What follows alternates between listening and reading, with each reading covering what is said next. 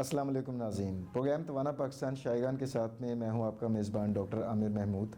नाज़रीन, आज हम पाकिस्तान के एक बहुत बड़े सनती शहर गुजरांवाला में मौजूद हैं और आज जो हमारे प्रोग्राम का मौजू है वो है पित्ते की पथरी या पित्ते की सोजिश कह लें। इस तरह की जब कंडीशंस होती हैं तो फिर पित्ते का ऑपरेशन भी किया जाता है।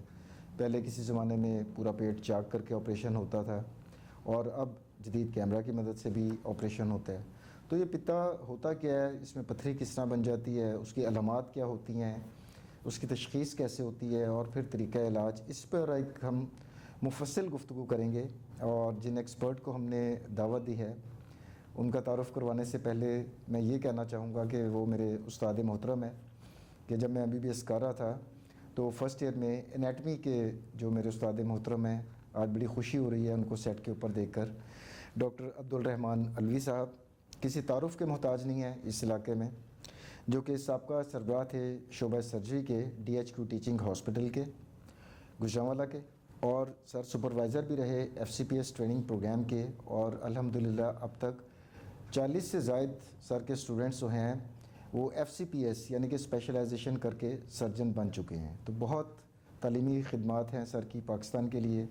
और आजकल सर गोंदल मेडिकल कॉम्प्लेक्स के ऊपर जो है प्राइवेटली मरीज़ों की खिदमत कर रहे हैं। Sir welcome to the show. अच्छा सर, हम सादा, चूँकि पब्लिक के अवेयरनेस के लिए हमने उनको एजुकेट करना है, तो बड़ा सादे से सवाल से हम आगाज़ करते हैं कि ये जो पित्ता होता है इसका हमारे जिस्म में रोल क्या है, और जो हमारी डाइजेशन है, जो हमारा निज़ाम इन्हसाम है, उसके अंदर पित्ते का रोल क्या होता है? जी बहुत शुक्रिया आमिर साहब, थैंक यू सो मच। सबसे पहले तो आपके इस शो में बुलाने का शुक्रिया, very grateful, it's an honour for me. और ये बड़ा अच्छा टॉपिक है क्योंकि पित्ते का मर्ज़ एक कॉमन मर्ज़ है और बेशुमार मरीज़ डेली इसकी तकलीफ़ों से, कॉम्प्लिकेशन से और ऑपरेशन से गुजरते हैं। तो आपके सवाल के पित्ता कहाँ पे होता है और क्या करता है, पित्ता जिगर के नीचे पेट के दाएं तरफ ऊपर वाले हिस्से में मौजूद होता है और ये एक स्टोरेज ऑर्गन है, एक खाली एक थैली है जिसके अंदर एक हज़म करने वाला मादा, जिसको बाइल कहते हैं, लिवर बनाता है, वो सिर्फ स्टोर करता है। सो ये इम्पॉर्टेंट है लेकिन एसेंशियल नहीं है, ज़रूरी नहीं है। इसलिए कई लोगों का कंसेप्ट होता है कि पित्ता निकाल देंगे, पता नहीं क्या, कुछ नहीं होगा, with in few weeks life बिल्कुल उसी तरह ही हो जाती है, नॉर्मल हो जाती है जिस तरह पहले था। तो बेसिकली स्टोरेज ऑर्गन और जो लिवर के नीचे है, यानी कि मेन काम सर जिगर का है जो बाइल बना रहा है, और बाइल हमारी चिकनाई को हज़म करने के लिए ज़रूरी है और पित्ता सिर्फ उसको वक्ती तौर पर स्टोर कर रहा है।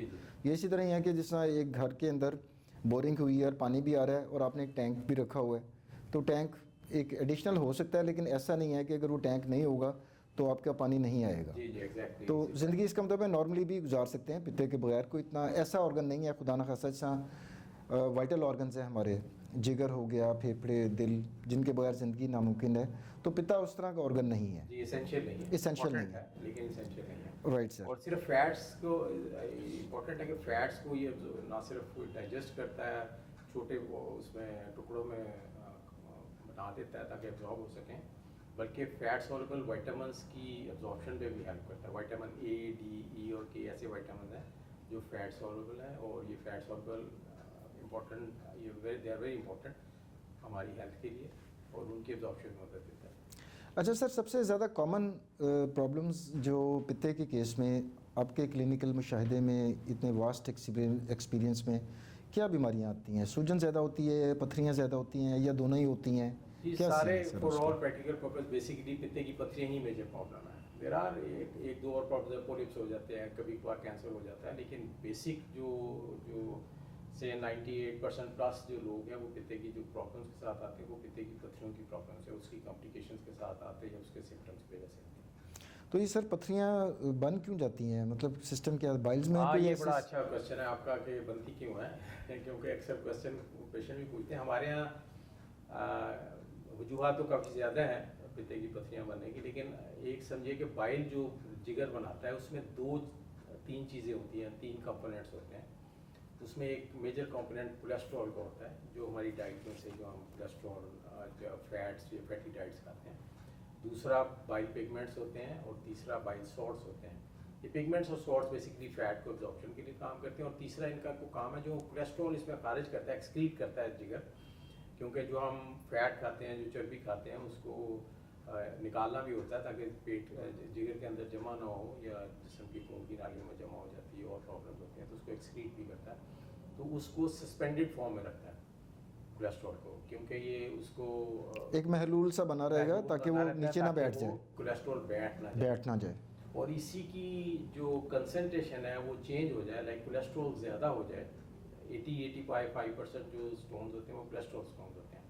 तो जब पित्ते में जाके ये थोड़ी देर के लिए स्टोर होता है, तो अगर कोलेस्ट्रॉल का कंटेंट ज़्यादा हो जाए तो कोलेस्ट्रॉल नीचे बैठना शुरू हो जाता है, इसके क्रिस्टल्स बन जाते हैं और अल्टीमेटली फिर ये स्टोन्स की फॉर्म आ जाते हैं। मोस्टली स्टोन्स कोलेस्ट्रॉल स्टोन्स होते हैं, और उसकी वजह फिर अगेन हमारी डाइटरी पैटर्न है एक मेजर वजह। बाहर मुझे याद है जब स्टूडेंट्स होते थे तो वो एक 5F का होता था कि फैट, फर्टाइल, फैटी, फ्लैटुलेंस भी आता था शायद उस तो टाइम। 40s, तो एज के साथ हो सारे हमारे यहाँ 40s का इतना नहीं रहा, यंगर पेशेंट्स में भी होते हैं। उसकी वजह अगेन डाइटरी पैटर्न है, फिर प्रेगनेंसी है, फिर ऑफ कोर्स काफ़ी सारी ऐसी चीज़ें हैं जिसकी वजह से बनते हैं। वेट लॉस हो जाए, आप अचानक ज़्यादा वज़न कम करें फिर भी स्टोन्स बन जाते हैं। एक एंटेरोपेटिक सर्कुलेशन हम कहते हैं कि आपकी जो हम बाइल सॉर्ट्स निकलता है लिवर से, वो छोटी आंत के सबसे आखिरी हिस्से से दोबारा वापस जिगर में जाता है ताकि उसकी कंसंट्रेशन ठीक रहे। अगर वो अब्जॉर्प्शन नहीं होती किसी वजह से, छोटी आंत बीमारी हो जाए, जैसा टीबी है हमारे यहाँ, छोटी आंत निकाल दी जाए किसी ऑपरेशन से, उसी वजह से भी हो जाता है। सो और टाइफाइड कैरियर्स हैं हमारे यहाँ, उसके अलावा वर्म इन्फेस्टेशन है, काफ़ी सारी ऐसी रिलेटिवली कम कॉमन कॉजेज हैं। लेकिन एक बात फॉर ऑल प्रैक्टिकल पर्पसेस समझें कि fatty meals, dietary pattern, sudden weight loss, pregnancies, multiple pregnancies और मोटापा, जो ओबेसिटी है, ये एक मेजर ये वजूहत है उसकी। अच्छा सर, ये आमतौर पर पित्ते में पथरियों का साइज़ कितना होता है और उनकी तादाद, और ये क्या मरीज़ के अंदर जो बीमारी की शक्ल में सामने आएगा उस पर ये दोनों चीज़ें इंपॉर्टेंट होती हैं कि पथरियाँ हैं कितनी और उनके साइज़ कितने हैं? पथरियों के साइज़ और नंबर कोई इंपॉर्टेंट नहीं है।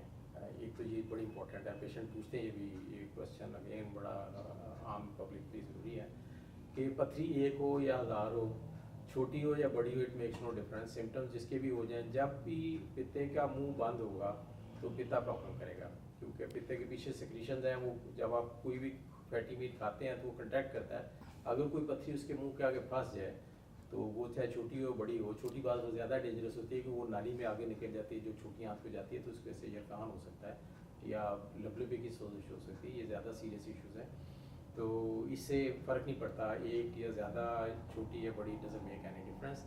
फ़र्क उस वक्त पड़ता है जब ये प्रॉब्लम क्रिएट करे। और ये भी इंपॉर्टेंट बात है कि टू अंडरस्टैंड कि ज़्यादातर मरीज़ों में पित्ते की पथरियाँ साइलेंट पड़ी रहती हैं, सालों साल सर पड़ी रहती साल पड़ी रहती हैं, और मरीज़ नॉर्मल ज़िंदगी गुजार रहा है। गुजारता है। अब अल्ट्रासाउंड की वजह से वो अचानक इंसिडेंटल फाइंडिंग होती है कि आप अल्ट्रासाउंड किसी भी वजह से करा रहे हो, पेट में गैस ज़्यादा है, गायनेकोलॉजिकल रीज़न है, या किसी भी वजह से अल्ट्रासाउंड करवाते हैं तो पित्ते की पथरियाँ डायग्नोज हो जाती हैं और फिर कंसर्न पैदा हो जाता है कि इसको क्या करना है। वो एक अलहदा मेडिकल एड्रेस है कि उसको किसको करना चाहिए, किसको नहीं करना चाहिए, लेकिन उसकी वजह से तशखीस बढ़ गई है। लेकिन जनरली सिम्टम्स अगर हम लिटरेचर देखें तो अबाउट 40% मरीज़ों में सिम्टम्स आते हैं जिनका इलाज ज़रूरी होता है, और ज़्यादातर मरीज़ों में ये साइलेंट रहते हैं। अगरचे उनमें से काफ़ी सारे मरीज़ इंसिडेंटल अचानक तशखीस की वजह से, अल्ट्रासाउंड की वजह से कंसर्न हो जाते हैं और फिर उनके इलाज करते हैं। तो आपके पास तो आई एम श्योर सर इस तरह के पेशेंट भी आते होंगे जो किसी और वजह से भी अल्ट्रासाउंड करवाते होंगे तो पथरियाँ दिखाई दी तो आपके पास आते होंगे फ़िक्रमंद होकर के डॉक्टर साहब से मशवरा करें कि सर इनको निकालेंगे तो पथरियाँ पड़ी हुई हैं। तो आपकी एडवाइस उनको क्या होती है कि आप अभी कुछ ना करवाएं, अगर कोई मसला होगा तो तब आएँ, या ये बड़ा मेडिकल क्वेश्चन है बेसिकली, और ये फेलोशिप लेवल का क्वेश्चन है बेसिकली, मैं आपको बताऊँ, क्योंकि ये बड़ा डिफिकल्ट और ट्रिकी क्वेश्चन एग्जैक्टली सर, क्योंकि पेशेंट के कंसर्न्स आपने देखना है कि पेशेंट को कॉम्प्लिकेशन होने के चांसेस कितने ज़्यादा हैं, आपने देखना है पेशेंट की एज कितनी है। सपोज एक patient unfit for surgery 80 years है, इंसिडेंटल डायग्नोज हो गया, probably I would wait and see what it है।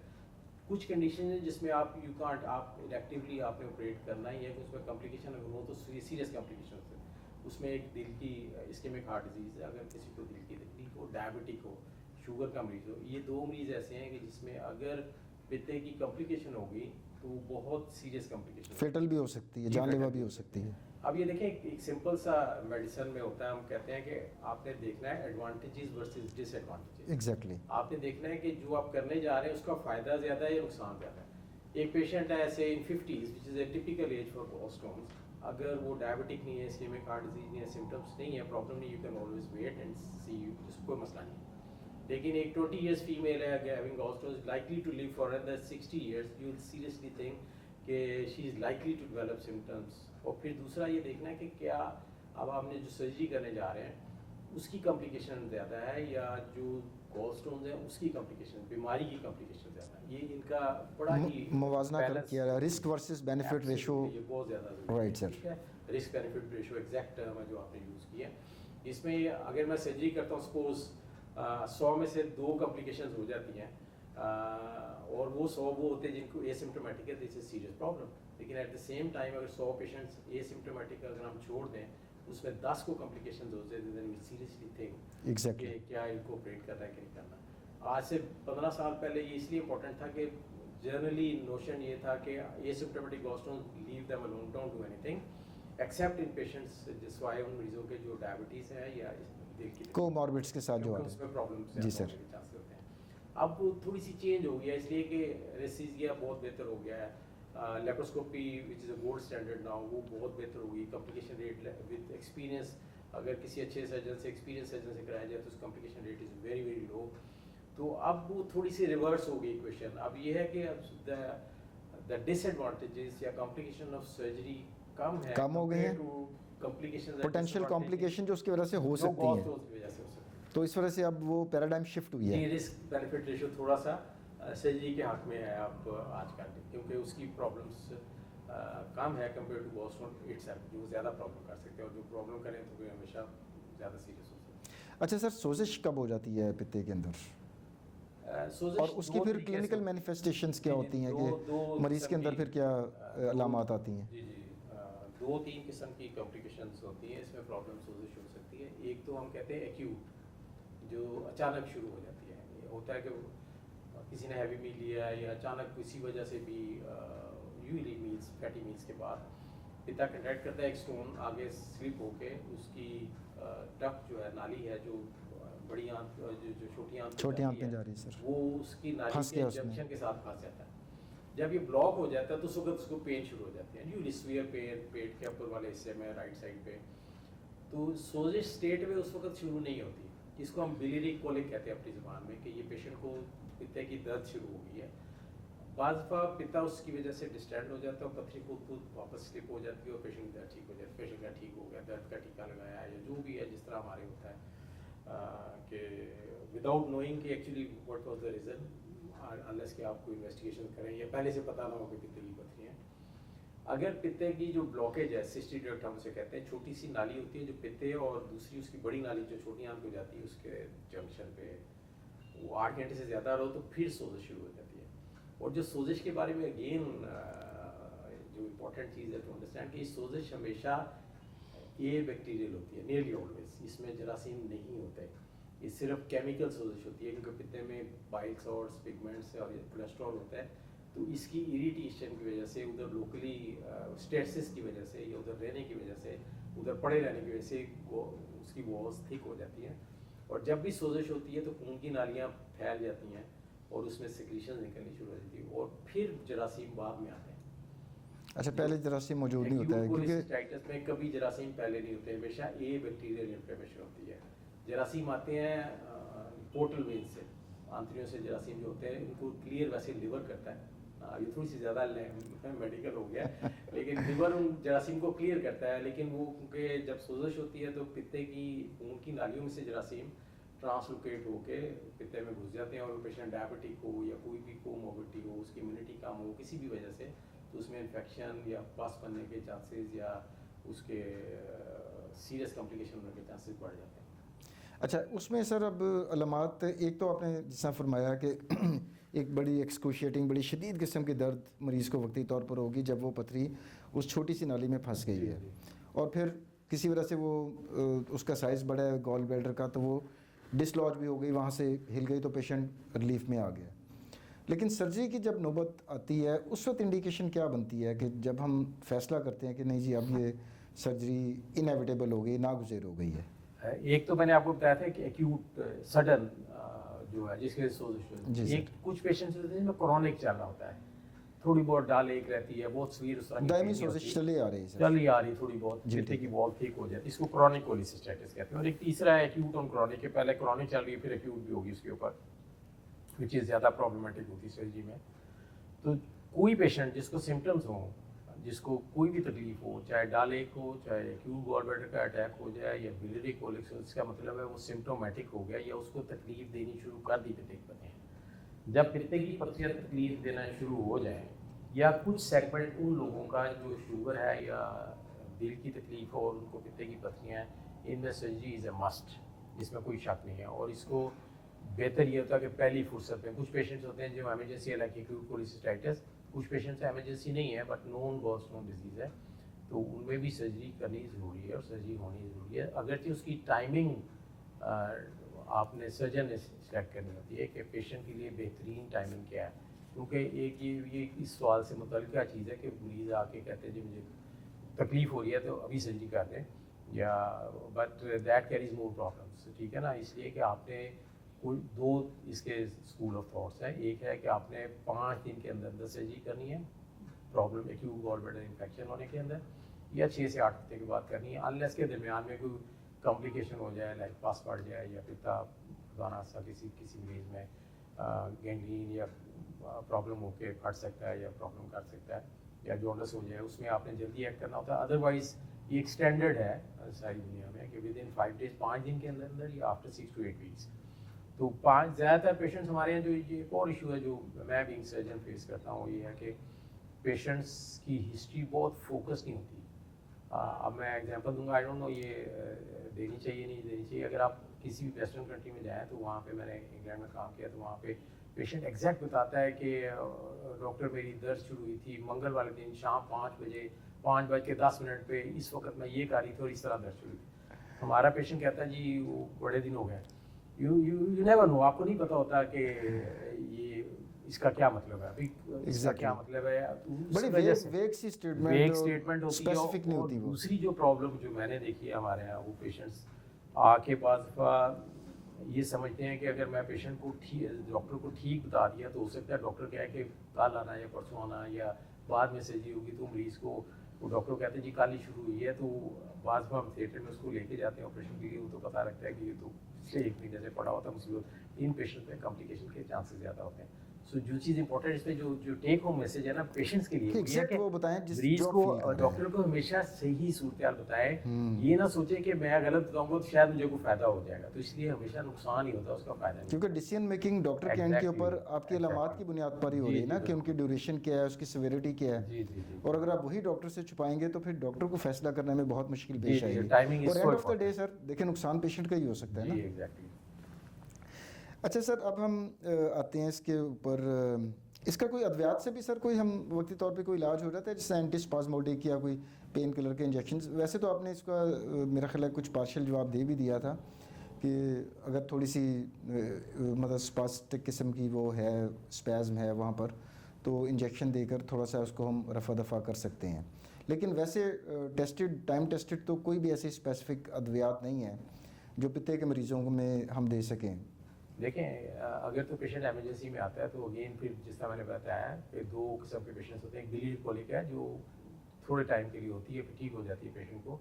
ये सिंपल आपने पेन रिलीव करना है, आपने कोई एंटीबायोटिक्स या कोई IV फ्लूइड जिस तरह की चीज़ की ज़रूरत नहीं पड़ती। लेकिन अगर पेशेंट को हिस्ट्री 6-8 आवर्स से बढ़ जाए तो इसका मतलब इन्फ्लेमेशन स्टार्ट हो गई है। तो जब इन्फ्लेमेशन स्टार्ट हो जाए तो फिर आपकी प्रायोरिटीज़ चेंज हो जाती हैं। आप पेशेंट वोमिटिंग भी होती है, साथ पेन भी शुरू हो जाती है, खासतौर पे पेट के ऊपर वाले हिस्से में शोल्डर पेन शुरू हो जाती है, बैक पेन शुरू हो जाती है, और अगर इसमें पास पड़ जाए या बैक्टीरिया आ जाए तो फीवर भी हो सकता है। तो इस सूरत में पेशेंट को स्टेबलाइज करना ज़रूरी है। उसको IV फ्लूइड्स की भी ज़रूरत हो सकती है। अगर वोमिटिंग कर रहा है पेशेंट को प्रोफिलैक्टिक एंटीबायोटिक्स की भी ज़रूरत होती है ताकि उसकी इन्फेक्शन पास में ना चेंज हो जाए, जो मोर सीरियस प्रॉब्लम। उसको पेन रिलीफ ज़रूरी है, उसको रेस्ट और इसकी चीज़ें ज़रूरत होती है। मीनवाइल आप इन्वेस्टिगेट करते हैं और फिर डिसाइड करते हैं best timing procedure. Right sir. लेकिन एक चीज़ जो चीज़ इसके साथ क्वेश्चन के साथ अगेन कोई दवाई ऐसी नहीं है जो पित्ते की पत्थरियों को गायब कर दे, ख़त्म कर दे। जिस तरह आम तौर पे हमारे क्वैक्स हकीम और ये मैंने जो इसीलिए डेलिबरेटली सर फूंके आपसे मार- आपसे मैंने एक नतीजा अखज़ पहले ही करवा लिया, क्योंकि हमारे यहाँ पर जो मैंने sir as a doctor observe किया है ना, शायद आप मेरी राय से मुत्तफ़िक होंगे कि जो बीमारियाँ ज़रा मुश्किल नौइयत की होती हैं ना, वहाँ पर ये सोशल मीडिया डॉक्टर्स हकीम अताई ये बड़े आराम से लोगों को बेवकूफ़ बना लेते जी हैं। इश्तहार लगाते हैं ना। इश्तिहार मैं तो अक्सर कहता हूँ पित्ते कि का बगैर ऑपरेशन इलाज, जी, पित्ते की जिस पथरी का बगैर ऑपरेशन इलाज। हाँ ये सोशल मीडिया की बात कर रहे हैं तो बीइंग ए डॉक्टर देखें सोशल मीडिया और इधर उधर जिसके इश्तहार ज़्यादा लगे हो ना उसको उतना ही क्रिटिकली जायज़ा लेना चाहिए, उसको देखना चाहिए कि ये ठीक है नहीं ठीक है। अगर आप उसको डिटेल में जाएँ सर्च करें तो 90% प्लस गलत होते हैं। इसी तरह ही है सर। इश्तहार इसलिए होते हैं कि मुझे फ़ायदा हो, लोग बेवकूफ़ बनाएं और बने और उसका नुकसान होता है पेशेंट्स को अल्टीमेटली अनफॉर्चुनेटली। और हमारे सर सादा लोगों से बेचारे जी लोग आते हैं, रहते हैं और हमारे वो पेशेंट मैंने तो बेचारे। सर डायबिटीज़ का भी देखा है कि सो कॉल्ड खुद साख्ता डॉक्टर साहब कह रहे थे कि जी ये तमाम मेडिसिन वाले जो डॉक्टर्स कहते हैं शुगर का इलाज नहीं है और आपको सारी ज़िंदगी दवाएं लेने पड़ेंगी, तो जनाब ये सब गलत कहते हैं। मैंने एक कोर्स आप किया है, आप 1 महीना इस्तेमाल करें आपकी शुगर जड़ से ख़त्म। जी अब देखें 100 बंदे सर अगर आवाम में से मिसाल दे रहा हूँ 100 देख रहे हैं और शुगर में मुब्तला भी हैं, एक मुश्किल मर्ज़ है ना सर, लाइफ लॉन्ग अपनी मेडिसिन खानी है, तो वो कहते हैं यार let's give it a try, कोशिश करने में क्या हर्ज है, इनको आजमा लेते हैं। अब उस 100 में से 10 भी आजमाने के लिए उनके पास पहुँच गए तो उनका टारगेट तो पूरा हो जाएगा कि चलें 10 मरीज़ आ गए। जी जी लेकिन कितना exactly नुकसान ऐसा। हो सकता है कि पूरी दुनिया की मेडिकल साइंस फेल हो चुकी है और कंसेंसस है कि जनाब sugar you have to live with it, आपने उसके साथ रहना है, लेकिन हमारे यहाँ पर सब कुछ चल रहा है जी सर। अनफॉर्चुनेटली इस प्रकृति से बड़ी सीरियस कॉम्प्लिकेशंस के साथ पेशेंट आते हैं। Exactly, डायबिटीज़ है, कैंसर के मरीजों को क्या जाता है कि तुम्हारा ये प्लान ट्रीटमेंट से ठीक हो जाएगा और पेशेंट जब वो स्टेज 4 डिजीज मेटास्टेसिस हो जाए तो फिर डॉक्टर के पास आ जाते हैं जी आप करें, तो डॉक्टर क्या कर सकता है उसको कर। देखिए ये अगेन फिर आम लोगों के लिए ये बहुत बड़ी नसीहत है कि जब आप मुख्तलिफ वजूहत की वजह से उसमें हेल्थ की जो आप प्रोग्राम कर रहे हैं उसका इतना बड़ा एडवांटेज है, मैं समझता हूँ इस तरह के प्रोग्राम का कि शऊर मिले लोगों को, समझ आए कि क्या करना नहीं चाहिए और क्या नहीं करना चाहिए। जब भी आप इस तरह के लोगों के दरमियान फंस जाते हैं कि जो कहते हैं हम ये कर देंगे और आपकी बीमारी गायब कर देंगे और ये पथरियाँ आपके खांसी से निकल जाएंगी पता नहीं किस जगह से निकल जाएगी, तो ये फ्रॉड है, ये नहीं हो सकता। कहीं कोई मेडिकल साइंटिफिक प्रूवन एविडेंस नहीं है आज तक कि किसी भी इस तरह के तरीके इलाज से पथरियों का या किसी भी और बीमारियों का किसी तरीके से आप ज़रूर जो भी करें, लेकिन इम्पोर्टेंट है कि मेडिकल ओपिनियन ज़रूर लें और उसके ऊपर अमल करें क्योंकि वही इनके लिए बेहतर है। कॉम्प्लिकेशन के साथ आएंगे तो फिर हमारे यहाँ अक्सर प्रॉब्लम होती है, जब कॉम्प्लिकेशन के साथ डॉक्टर से आते फिर कहते हैं जी डॉक्टर के पास गया तो उसने ये कर दिया वो कर दिया काम खराब कर दिया और फिर होते हैं। हालांकि पेशेंट्स आते ही उस वक्त है जब प्रॉब्लम इस हद तक बढ़ चुकी होती है कि अक्सर कंट्रोल होने वाली नहीं होती और इसके पीछे अगर आप हिस्ट्री लें डिटेल में तो कटरी होती सर। Exactly sir. तो यहीं से सर एक ज़िमनी बात आपसे वाक़या शेयर करता चलूँ, बड़ा इंटरेस्टिंग वाक़या। एक consultant urologist professor of urology थे, मेरे प्रोग्राम में थे, चित्राल या गालबन इस तरह का कोई इलाका था, वहाँ पर एक साहब दम दरूद से गुर्दे की पथरी निकाला करते थे और वो पूरा वाक़या उन्होंने मुझे सुनाया कि पेशेंट को डायग्नोज भी उन्होंने करना है कि आपके गुर्दे में पथरी है और निकालने भी उन्होंने मुंह के रास्ते हैं। पेशेंट की आंखें बंद करवा कर पत्थर हाथ में होता है और एक स्टील का ग्लास होता है और कुछ पढ़ा कर तो उसको पीछे से एक बंदा मुक्का मारता है और वो हाथ से पत्थर गिराते हैं, बाकायदा आवाज़ आती है, कहते हैं ये लें जी आपकी पथरी निकल आई है। तो ये लाहौर स्टेशन के बाद मैं छोटा होता तो याद है आपको, आई एम श्योर देखा होगा दांत में से कीड़े निकालना, याद है। So this is so common और आई थिंक इसकी वजह अगेन वो सब मैं फिर लिटरेसी अप्रिशिएट रेट करूंगा नहीं इस है तरह हमारे के मुल्क का, प्रोग्राम जो है ना, एग्जैक्टली। इस तरह अब के यही प्रोग्राम हमारी एक से हम्बल सी कोशिश है सर कि हम this is very लोगों important, को अवेयर करें थोड़ा सा। जी, वैसे हमारे अरबाब इख्तियार को भी सोशल मीडिया पे कम से कम एक चेक रखना चाहिए कि इस तरह अनसोलिसिटेड और अनऑथराइज्ड अनवैलिडेटेड जो क्लेम्स आ जाते हैं कम से कम उसके ऊपर तो एक्शन लेना बनता है जी। सर उनका। बदकिस्मती ये है कि डॉक्टर्स के ऊपर एक्शन हो जाते हैं, क्वैक्स के ऊपर नहीं होते। एग्जैक्टली देखिए उनके लिए कोई लाइसेंस भी जरूरत नहीं, ना हेल्थ केयर कमीशन के हर से हर लाइसेंस। गली में आपको 4 बंदे मिलेंगे जो स्टीरॉयड भी लगाते हैं, जो गलत बातें भी करते हैं, जो फूके भी मारते हैं, खट्टी मीठी गोलियां भी देते हैं, which is all mostly fraud. Exactly sir, this is very unfortunate sir, लेकिन अनफॉर्चुनेटली हमारे मुल्क में बस चल रहा है सर। अच्छा सर, पहले ज़माने में आपने वो ज़माना बल्कि शायद देखा भी हो जब आप ट्रेनिंग कर रहे थे यूके में, ओपन सर्जरी हुआ करती थी पित्ते को निकालने की, जिसे हम कोलेसिस्टेक्टमी कहते हैं, ओपन कोलेसिस्टेक्टमी कहते हैं। तो अब जो कैमरे की मदद से होती है, जिसे हम लेप्रोस्कोपिक टेक्निकली कहते हैं, आम पब्लिक इसे कैमरे वाला ऑपरेशन भी कह देती है, तो इसमें और उसमें टेक्निक में और पेशेंट बेनिफिट्स किस तरह इंक्रीज़ हुए हैं sir, in terms of down time for patients, duration of surgery and advantages? तो पहले तो एक जो है ना मिसकंसेप्शन मैं दूर करूंगा, क्योंकि ये आम लोगों के लिए कि इसमें लेज़र का कोई रोल नहीं है। आम पेशेंट्स आते जी लेज़र वाली सर्जरी करानी है, दे शुड नो कि ये छोटे छोटे माइनर छोटे छोटे स्ट्रोक करते हैं, 5 mm मोस्टली करते हैं, 3 या 4, उसके बाद फिर पित्ते को हम बैग में डाल के उसी स्ट्रोक में से निकाल देते हैं। इसको लेप्रोस्कोपी कहते हैं। मैं जब इंग्लैंड में था 99 में, तो लेप्रोस्कोपी ऑलरेडी वहाँ पे शुरू हो चुकी हुई थी, क्योंकि 89 में पहली लेप्रोस्कोपिक सर्जरी फ्रांस में हुई थी। तो उसके बाद अब ये गोल्ड स्टैंडर्ड है सारी दुनिया में, लेप्रोस्कोपी से गोल्ड स्टैंडर्ड। कन्वर्शन सिर्फ उस वक्त की जाती है, ओपन सिर्फ उस वक्त किया जाता है कि जब किसी वजह से लेप्रोस्कोपी मुमकिन ना हो, या लेप्रोस्कोपी करते हुए कोई ऐसी प्रॉब्लम ज़हन में आ जाए, सामने आ जाए, जो जिसको कन्वर्शन ज़रूरी हो जाए, कोई दाना से कोई डैमेज हो जाए, कोई कॉम्प्लिकेशन हो जाए, कोई पेशेंट रिलेटेड इश्यूज़ आ जाए, जिसके लिए मरीज़ की हिफाजत के लिए ज़रूरी हो, पर अदरवाइज ओपन नहीं करते। किसी को बड़ा इंसियल लगा हो, बड़ा सारा मैश डला हो, या आपको डर हो कि लेप्रोस्कोपी के कैमरा हमने डाला है तो वहाँ कोई इंजरी ना हो जाए। अदरवाइज से 99% पेशेंट्स में लेप्रोस्कोपी ही होती है, और is very safe, very effective in experienced hand, जो लोग करना जानते हैं। बदकिस्मती से जब लेप्रोस्कोपी आई तो उस दौड़ में काफ़ी सारे लोग ऐसे भी शामिल हो गए जिन्होंने प्रॉपर ट्रेनिंग नहीं ली हुई। वो कॉम्प्लिकेशंस करते हैं, तो फिर लोगों का जनरली कंसेप्ट ये हो जाता है कि ये सेफ़ नहीं है, ये ठीक नहीं है, या मेरे फलां बंदे ने कराया था तो उसको ये हो गया। अब ये फलां बंदे ने कराया था उसको ये हो गया, ये बात का एक्सपीरियंस बंदों से भी हो जाता है। ये नहीं कि उनसे नहीं हो सकता, कॉम्प्लिकेशन साथ बंदे जो बंदा सर्जरी करता है या जो ऑपरेशन है, दुनिया में आज तक कोई ऑपरेशन ना आया ना आ सकता है इसमें प्रॉब्लम होने का डर नहीं होता, अगर ये चांसेस बहुत ही कम होते हैं, से 1000 में से 2 या 1, इससे ज़्यादा नहीं होते। तो ये मेरे पेशेंट्स आते हैं तो वो कहते हैं जी फलां बंदे ने उसने कराया था, तो ये मैं जस्ट बाई मैं उनको कहता हूँ कि भाई देखें, आप सड़क पे जा रहे हैं ना, तो सड़क पे भी कॉम्प्लिकेशन हो जाते हैं, खुदा ना से एक्सीडेंट हो गया तो लॉ एंड ऑर्डर भी कोई नहीं, डाकू आ जाए, कुछ भी आ जाए, तो चांसेस ऑफ के सड़क पे जाने से आपको प्रॉब्लम हो वो ज़्यादा है कंपेयर टू सर्जरी। उसके चांसेस सड़क पे जाने से ज़्यादा सेफ है आपकी सर्जरी जो लेप्रोस्कोपी हम करने जा रहे हैं। So it's a gold standard. दूसरी जो बात आपने की है कि इसकी एडवांटेजेस क्या हैं, ऑब्वियस एडवांटेज है, एक तो बड़ा स्कार नहीं है, इन्फेक्शन रेट बड़ा कम है, हर्निया बनने के चांसेस बड़े कम होते हैं, खून की ज़रूरत नहीं पड़ेगी सर, जैसा ओपन सर्जरीज में कई दफ़ा खून कॉस्मेटिकली कोई निशान नहीं पड़ता, पेन कम होती है, हॉस्पिटल स्टे कम होता है। So it's a huge advantage, और इसी एडवांटेज की वजह से सारी दुनिया में गोल्ड स्टैंडर्ड हुआ। Right sir.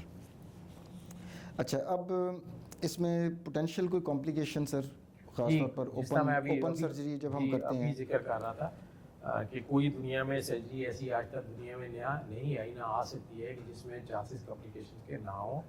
और सर्जरी अगेन फिर वही बात जो शुरू में की थी कि एडवांटेजेस डिसएडवांटेजेस का है। When you think it is much, अगर आप 100 पेशेंट्स को ऑपरेट करते हैं और 99.9% सक्सेसफुल, तो यू 0.1% यू टेक इट के आपके हाथ में नहीं होता। अगर मुझे पता हो होस्ट फैक्टर्स भी होते हैं ना, मरीज का अपना अंदरूनी निज़ाम भी है जो सर्जन के हाथ में तो नहीं है सर। जिसका पहले जिक्र होता है, पेशेंट कब आता है, पेशेंट की हिस्ट्री कैसी है, कब सारे पेशेंट, फिर काफ़ी सारे पेशेंट्स में एनाटॉमिकल जो अंदर का उसका स्ट्रक्चर है वो सारे मरीजों का एक ही जैसा नहीं होता, हर एक में फर्क होता है। फिर सारे पेशेंट का बॉडी जैसा है, किसी को पेशेंट 120 kg का है, कोई 40 kg का है, तो हर एक में स्ट्रक्चर, हर एक में बॉडी की कन्फिगरेशन, अंदर जो स्ट्रक्चर्स हैं वो डिफरेंट होते हैं। फिर कोई चीज़ अनएक्सपेक्टेड निकल आती है, किसी को जिगर की प्रॉब्लम पहले से है, कोई डायबिटिक है, किसी दिल की तकलीफ है, किसी के कोई ब्लीडिंग टेंडेंसी है, कोई पेशेंट बताता नहीं है, कोई ऐसी मेडिसिन खा रहे होते हैं खून जल्दी चाहिए कम होती है। एग्जैक्टली ये सारी प्रॉब्लम्स हो सकती है, जिसमें जो कॉमन जो हमारे यहाँ होती है, यूजली हमारे थिएटर्स, मैं फिर उसी पे आऊँगा, पाकिस्तान में रिसोर्सेज इतने ज़्यादा नहीं, हम कंपेयर तो कर ही नहीं सकते western media, western modular theatre भी सर हर जगह मौजूद नहीं है। उसके बावजूद नंबर ऑफ पेशेंट्स इतने ज़्यादा होते हैं कि उसमें स्लाइट इन्फेक्शन रेट चांसेस होते हैं, लेकिन ओपन की निस्बत बहुत ही कम। अगर ओपन में सपोज 20 में से 1 मरीज़ का चांस है, तो इसमें 100 में से 1 मरीज़ का चांस है, नहीं होती फॉर ऑल प्रैक्टिकल पर्पस नहीं होती इन्फेक्शन। हर्निया ना होने के बराबर। अगर आपने बड़ा इंसिजन लगाया हुआ है, चीरा लगाया हुआ है ट्रांसवर्स या वर्टिकल, तो उसमें हर्निया बनने के चांसेस ऑब्वियसली ज़्यादा होते हैं। कॉस्मेटिकली बहुत इम्पोर्टेंट है कि उसमें कोई स्कार नहीं बनता। ऑब्वियसली किस लोगों के लिए इंपॉर्टेंट होता है कि कॉस्मेटिकली पेन कम होती है, हॉस्पिटल स्टे कम होता है, और ये सारे क्लियर एडवांटेजेस हैं इसके। कॉम्प्लिकेशन इसकी एक दो ही सीरियस प्रॉब्लम्स हैं। एक कॉम्प्लिकेशन ये है कि अगर कोई कलेक्शन हो जाए, जहाँ पे आपने पित्ता निकाला है वहाँ पे कोई लीकेज हो जाए, वहाँ पे कलेक्शन हो जाए, बाइल बाहर निकल आए, या फिर कोई आप इंजरी कर दें अंदर इंसिडेंटली, बाद में इंजरी पता ही नहीं लगता। अगेन उसमें टेक्निक जो जी ऑपरेटिंग टेक्निक सर्जन है उसकी एक्सपीरियंस उसके बावजूद भी बाज़ दफ़ा अनाटमी की ऐसी चेंजेस होती हैं कुछ मरीज़ों में, जिसमें तो एक बाज़ दफ़ा माइनर डक्ट होती है, एडिशनल होती है, जो नॉर्मल 99% पेशेंट्स में नहीं होती है, रेयरली होती है। तो इस तरह की चीज़ें मिस हो सकती हैं, which can lead to bile. और बाइल लीकेज से मुझे एक चीज़ बड़ी इंपॉर्टेंट बताना आगे है कि मैंने काफ़ी सारे पेशेंट देखे हैं जिसमें बाइल लीक होती है, लेकिन उसका इलाज भी मिनिमल इन्वेसिव ही होता है, बाद में सर्जरी की ज़रूरत नहीं पड़ती। आप ERCP कर सकते हैं, विच इज़ वेरी गुड। आप स्टेंट डाल सकते हैं, स्टेंट डाल देते हैं तो बाइल लीकेज स्टॉप हो जाता है, और जो बाइल इकट्ठी होती है आप इमेज गाइडेड उसको निकाल देते हैं। वो उसके लिए जो बाइल लीक के पेशेंट्स हैं, अभी रिसेंटली एक दो पेशेंट्स को मेरा इत्तेफाक हुआ है, तो उसमें अगर बहुत बड़ी सर्जरी कर दें तो वो आजकल के ज़माने में दिस इज़ नॉट प्रैक्टिकल। आप मिनिमल इन्वेसिव है तो approach should be minimal invasive at the same time, and practically unless until कि उसकी खुदा से कोई मेजर डक्ट इंजरी ना हो जाए, तो ये इजीली बगैर ऑपरेशन के हल हो सकता है। ERCP स्टेंट डाल देते हैं, 90% बाइल लीकेज ख़त्म हो जाती है, जो थोड़ी बहुत कलेक्शन होती है आप इमेज गाइडेड उसमें ड्रेन डाल दें, दैट्स ऑल। यानी कि मुमकिन पेचीदगी को भी हल करने के लिए हमारे पास जदीद तरीन बहुत टेक्नोलॉजी मौजूद जदीद है। तरीके हैं जो उतने ही इफेक्टिव हैं और उतने ही लेस इन्वेसिव हैं, उतनी उसमें इन्वेसिव नहीं। अगर उसके लिए फिर मैं इतनी बड़ी सर्जरी करूँगा, ज़रूरत पड़ सकती है कई हज़ार में से एक मरीज़ को जिसमें मेजर डक्ट इंजरी हो जाती है फॉर एनी रीज़न, तो उसमें ये हो सकता है कि आप सर्जरी करके तो उसको जोड़ने के लिए मुख्तलिफ तरीके इस्तेमाल करें, लेकिन ज़्यादातर मरीज़ों में इसकी ज़रूरत नहीं होती। जी नाज़रीन, डॉक्टर अलवी साहब की आपने गुफ्तगू सुनी कि ये जो लेप्रोस्कोपिक कोलिसिस्टेक्टमी, जिसे हम लैप कोली भी कहते हैं शॉर्ट ज़ुबान में, या आप लोग उसे कैमरे की मदद से होने वाला पित्ते का ऑपरेशन कहते हैं, गोल्ड स्टैंडर्ड पूरी दुनिया में माना जा चुका है। और गोल्ड स्टैंडर्ड किसी भी ड्रग को या किसी भी टेक्निक को उस वक्त हम कहते हैं कि जब पूरी दुनिया के जो एक्सपर्ट्स हैं किसी एक नुक्ते के ऊपर मुत्तफिक हो जाएं और सबका एक्सपीरियंस एक जैसा हो कि इससे बेहतर ऑप्शन नहीं हो सकती। तो इसका मतलब है कि ये काफ़ी सेफ़ ऑपरेशन होता है और पेचीदगियों का अंदेशा जो है बहुत ही कम होता है बनिस्बत ओपन सर्जरी के। ओपन सर्जरी की अलग ज़रूरत पड़ सकती है, ऐसा भी नहीं है कि ओपन होती नहीं है। जिस तरह बिल्कुल उसी तरह है कि जिस तरह दिल के स्टेंट्स डलते हैं, कुछ लोगों में 90% लोगों में दिल के स्टेंट डालने से हार्ट की बीमारी ठीक हो जाती है, लेकिन कुछ में पॉसिबल नहीं होता, तो ओपन सर्जरी भी करने की ज़रूरत पड़ सकती है। अदरवाइज़ पित्ते के ऑपरेशन में जो कैमरे वाला ऑपरेशन है गोल्ड स्टैंडर्ड है और सेफेस्ट ऑप्शन इस वक्त अवेलेबल है। अच्छा सर, गुर्दे की पथरी के केस में शौं से भी इलाज हो जाता है। ऐसे लोगों के जहन में ये भी आ सकता है ना कि जी गुर्दे की पथरी तो शौं से भी ठीक हो जाती है, रेरज करके निकल आती है। पित्ते के केस में कोई इस तरह की वैसे कभी कोशिश की डॉक्टरों ने? जी कुछ शुरू में कोशिश हुई थी आज से 20 पेजी, लेकिन उसकी पेचीदगियाँ ज़्यादा है। एक तो पित्ता बड़ा थिन वॉल होता है, आप किडनी थिक वॉल होती है, उसकी सॉलिड कॉर्टेक्स होता है, सॉलिड है जी सर, और वो मूवमेंट उसकी कम होती है अनलेस के पेल्विस में ना पड़ा हो, तो वो शुआएँ एग्जैक्टली वो करती है। पित्ते में शुआओं इस्तेमाल करने की कोशिश की तो पित्ता फट जाता है, या पथरी क्योंकि हॉलो ऑर्गन है तो आप यहाँ पे लगाएं, पथरी स्लिप होकर इधर चली जाती है, इधर चली जाती है, यू कांट डू इट। तो लेजर बीम जो है वो मिसगाइड हो गई। जी मिसगाइड हो जाती है और पित्ते को ज़्यादा डैमेज करती है, पित्ता इन्फ्लेमेशन हो जाता है, उसमें पस पड़ जाती है, इन्फेक्शन हो जाती है, तो इसलिए कामयाब नहीं है। और सेकंड ये है कि अगर आप उसको पित्ते की पथरी गुर्दे की पथरी की तो मुख्तलिफ TPCN नेफ्रोटॉमी हम कहते हैं कि वो निकाल देते हैं, या यूरिट्री के जरिए निकल जाती है, स्टेंट डाल देते हैं, इसमें ऐसी कोई चीज़ नहीं है। अगर वो निकल के नाली के पित्ते में से निकल के छोटे जर्रे होकर आगे निकल जाए तो आगे एक ऑर्गन पड़ा होता है जिसको लबलबा कहते हैं, पैंक्रियाज की नाली और पित्ते की नाली दोनों इकट्ठी मिलकर छोटी आंत में खुलती हैं, और ये दोनों डाइजेस्टिव हमारे निज़ाम हज़म का हिस्सा है। और अगर वो नाली किसी भी जरिए से थोड़ी देर के लिए ब्लॉक हो जाए तो पैंक्रियाज लबलबा एक्टिवेट हो जाता है, उसकी सोजश हो जाती है। सर वो तो बड़ा खतरनाक वन सिचुएशन ऑफ बन द जाती वेरी है। सीरियस ओ इश्यूज, यस। और ये एक इशू है बड़ा जिसकी वजह से मरीज की खुदा नास्ता जान भी जा सकती है। Exactly. Pancreas is a very serious problem. तो इसलिए ये अगर हम ये शोरों के जरिए लोगों ने किसी ज़माने में कोशिश की है, लेकिन उसकी कॉम्प्लिकेशन इतनी सीरियस है कि दे स्टॉप इट। और ये सर्जरी इसीलिए इवॉल्व हुई आहिस्ता आहिस्ता ओपन से, फिर लंबे इंसिजन से, फिर ट्रांसफर इंसिजन से, फिर छोटे इंसिजन से, मिनी कोलिस्टेक्टमी कहते थे हम, और फिर लेप्रोस्कोपी के लिए कि इसके एडवांटेजेस डेफिनेटली बहुत ज़्यादा है किसी भी ऐसे तरीके इलाज से जो रिलेटिवली हम समझे कि कंजर्वेटिव है या नॉन इन्वेसिव, उससे बेहतर है। Right sir. अच्छा सर, अब हम प्रोग्राम के अख्ताम की तरफ बढ़ रहे हैं। बड़ी आपने ज़बरदस्त और आम फहम अंदाज में हमने कोशिश की कि नाज़रीन को समझाया जा सके। गो के टॉपिक काफ़ी मुश्किल सा है और हर मतलब उसका 100% समझना शायद आवाम के लिए मुमकिन ना हो, लेकिन मोटी मोटी तो कम से कम हमने उनको काफ़ी हद तक कोशिश की कि उनको चीज़ें हम समझा दें। आखिर में सर, आप जो हमारे व्यूअर्स जो नाज़रीन इस प्रोग्राम को देख रहे हैं, पित्ते की सोजिश, पित्ते की पथरी, पित्ते का तरीका इलाज, इसके ऊपर टेक होम मैसेज आप क्या देना चाहेंगे सर प्लीज़?